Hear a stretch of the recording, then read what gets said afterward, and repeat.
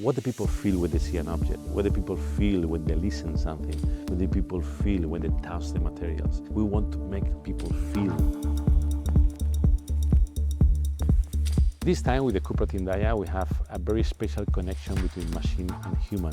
A car is not a piece of metal with wheels. We love to create a strong personality on the front. We have a black mass underneath with digital layer, and you have 3 triangles in a horizontal way, but very sharp, very progressive. And this you can see as well on the side, no? You have these twisting surfaces, and this create these typical different lights on the side.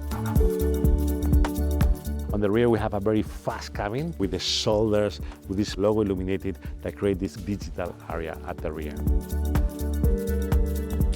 We redefine what driving emotions mean. Everything is focused on the driver, so you can see all the elements that push the emotion to the maximum.